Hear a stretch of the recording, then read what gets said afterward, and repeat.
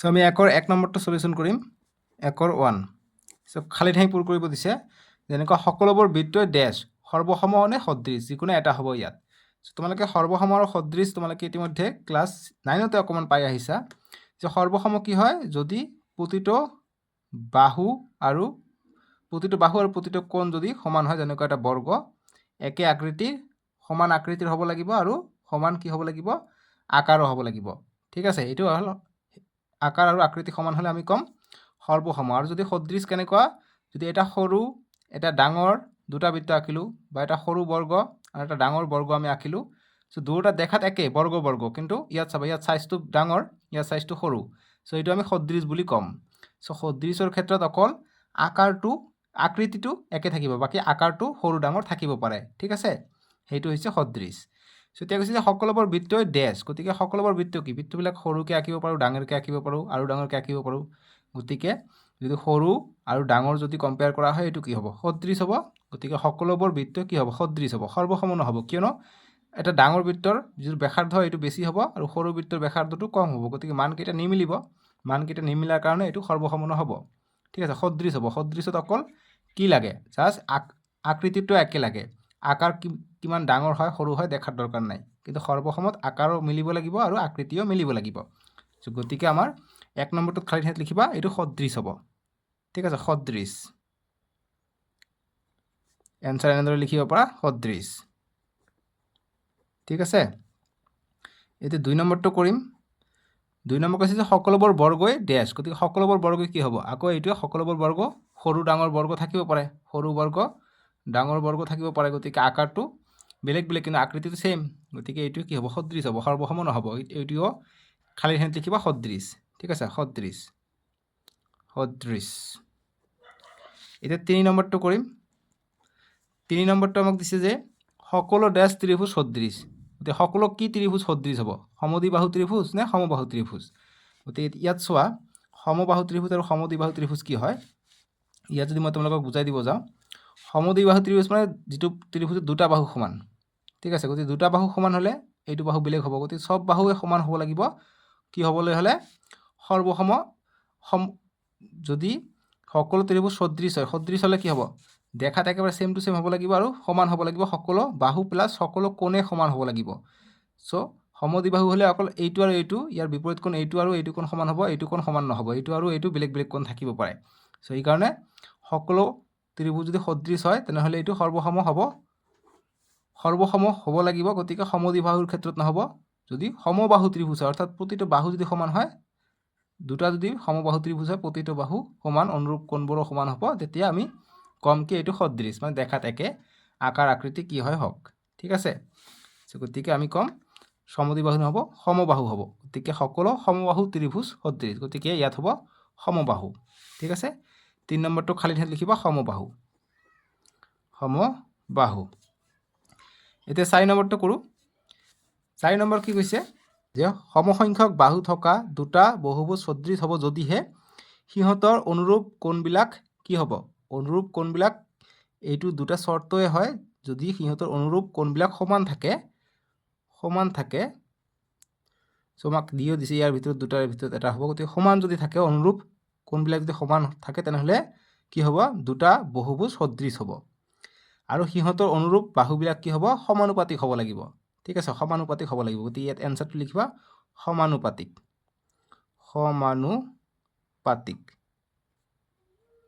বুজি পালা এইটো হৈছে আমাৰ এনসাৰ যে সিহঁতৰ অনুৰূপ বাহুবিলাক সমানুপাতিক হয় আৰু সিহঁতৰ অনুৰূপ কোণবিলাক সমান হয় তেতিয়া আমি এই তেনেকুৱা আমি বহুভুজক সদৃশ বুলি কম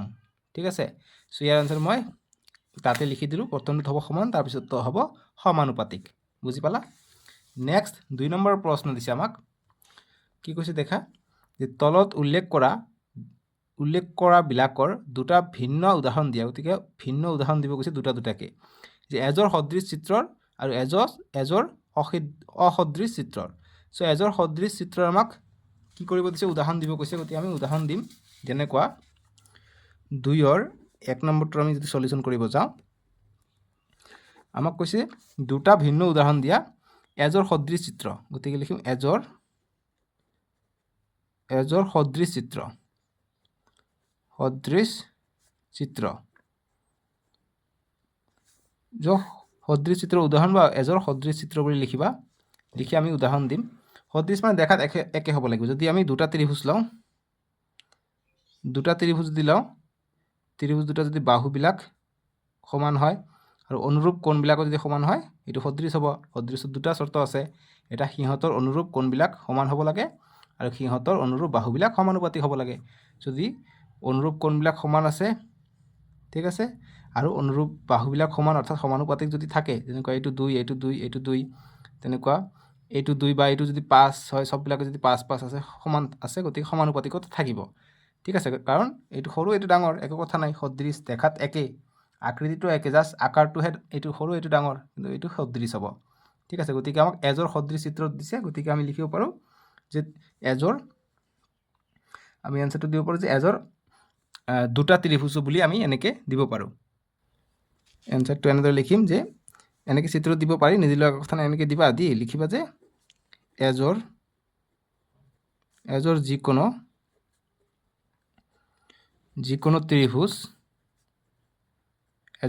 ত্ৰিভুজ হ'ব পাৰে ত্ৰিভুজৰ অনুৰূপ কোণবোৰ সমান আৰু বাহুবিলাক সমানুপাতিক হ'ব পাৰে আৰু 2 নম্বৰ দুটা দিব কৈছে উদাহৰণ যে এজৰ যিকোনো বৃত্ত দিব পাৰি বৃত্ত বৰ্গ যি দিয়া এজৰ যিকোনো বৃত্ত কি হ'ব এটা সৰু বৃত্ত এটা ডাঙৰ বৃত্ত এইটো কি হ'ব এইটোও কি হ'ব সদৃশ হ'ব দেখাত ঠিক আছে গতিকে সদৃশটো দিব কৈছে গতিকে এইটো গ'ল এতিয়া আমাক 2 নম্বৰটো কি কৈছে এজৰ অসদৃশ চিত্ৰ গতিকে এতিয়া লিখিম এতিয়া 1 নম্বৰ গ'ল যদি 1 2 এনেকৈ লিখোঁ 2 এইটো উদাহৰণ গৈ আছে ঠিক আছে উদাহৰণ 1 নম্বৰ এজৰ সদৃশ চিত্ৰ উদাহৰণ হৈছে 1 নম্বৰ 2 নম্বৰ এটা লিখিম এজৰ অসদৃশ চিত্ৰ দুটাকে উদাহৰণ দিব কৈছে গতিকে আমি 1 নম্বৰ দিওঁ যে এটা আয়ত অসদৃশ হ'ব লাগিব এটা আয়ত আৰু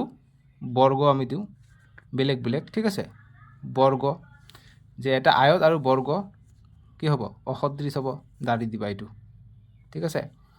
আৰু 2 নম্বৰ আমি দিওঁ যে এটা যিকোনো বেলেগ দিলে হ'ল এটা বৃত্ত আৰু ত্ৰিভুজ আৰু এটা বুলি দিবা এটা দিলে ভাল যে আৰু যেনেকৈ এটা আয়ত আৰু এটা বৰ্গ তেনেকৈ এটা বৃত্ত আৰু এটা আয়ত বা ত্ৰিভুজ যিকোনো এটা দিব পাৰি ত্ৰিভুজ গতিকে এটা দুটা এই দুটা কি হৈ গ'ল এজৰ অসদৃশ চিত্ৰৰ আমি উদাহৰণ দি দিলোঁ ঠিক আছে যে এটা আয়ত আন এটা আমি বৰ্গ যদি লওঁ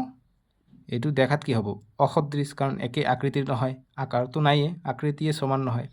গতিকে এইটো অসদৃশত গ'ল আৰু ওপৰত দুটা সদৃশত গ'ল ঠিক আছে এইটো গ'ল 2ৰ সলিউশন তোমালোকে বুজি পাইছানে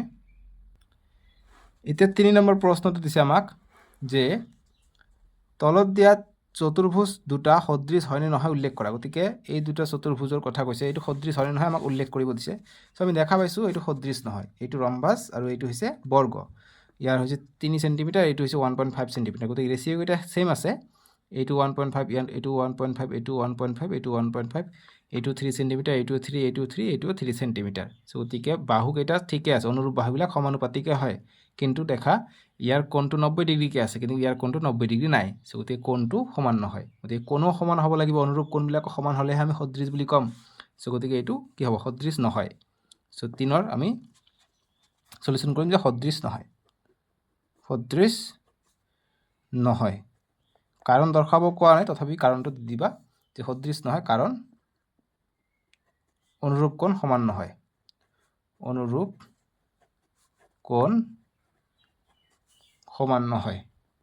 সমান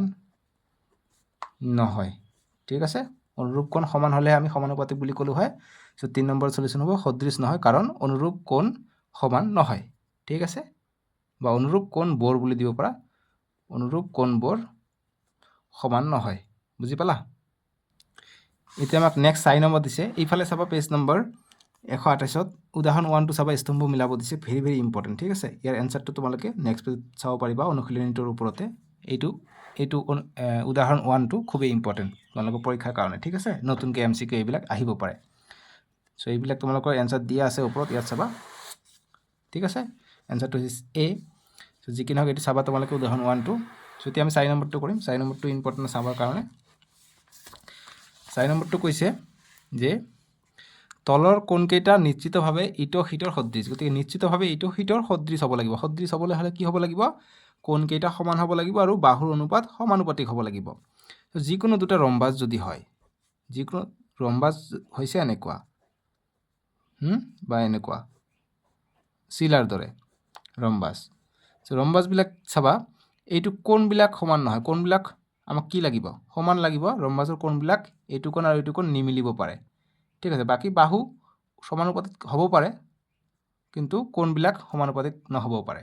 ঠিক আছে বা কোণবিলাক কেতিয়াবা সমানুপাতিক হয় কিন্তু বাহুবিলাক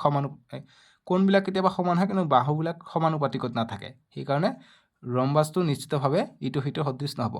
তেনেকুৱা যিকোনো দুটা সমকোণী ত্ৰিভুজ কি হয় এটা কোণৰ মান 90 ডিগ্ৰী সো গতিকে এটা কোণৰ মান যদি 90 ডিগ্ৰী হয় সব কোণে সমান হ'ব লাগিব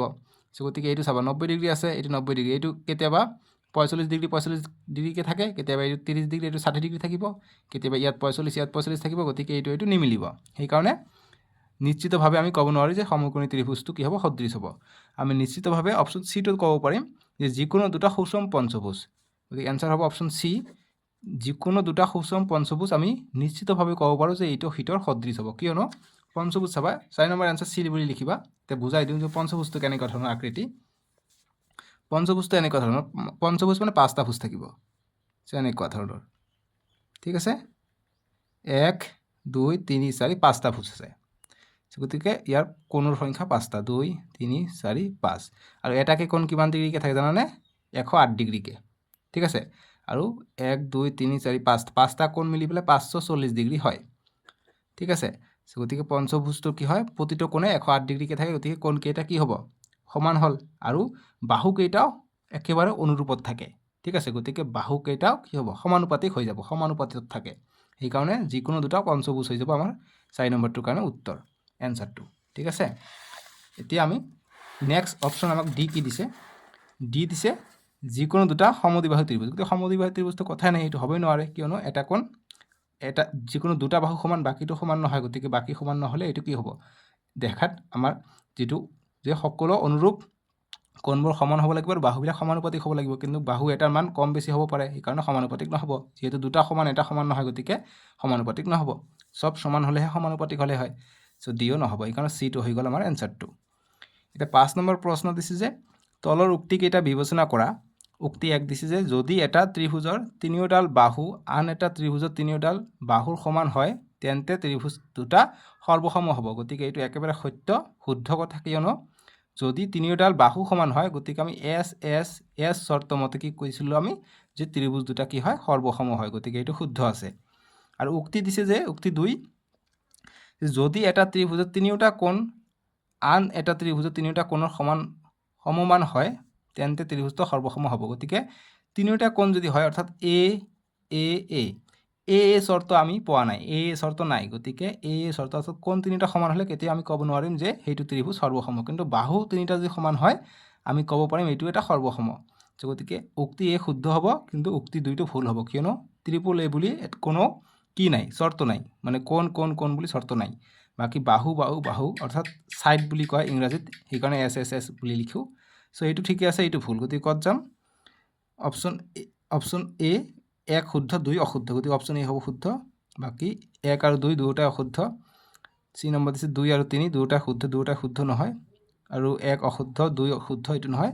1 শুদ্ধ হ'ব 2টো অশুদ্ধ গতিকে অপশন এ হ'ব আমাৰ ৰাইট আনসাৰ বুজি পালা এতিয়া আমি নেক্সট ভিডিও তোমালোকে ডেসক্ৰিপশনত পাই যাবা নহলে স্ক্ৰিনৰ ৰাইট সাইডত উঠিব তোমালোকৰ নেক্সট যিটো আছে 6.2 আমি নেক্সট ভিডিওত কৰিম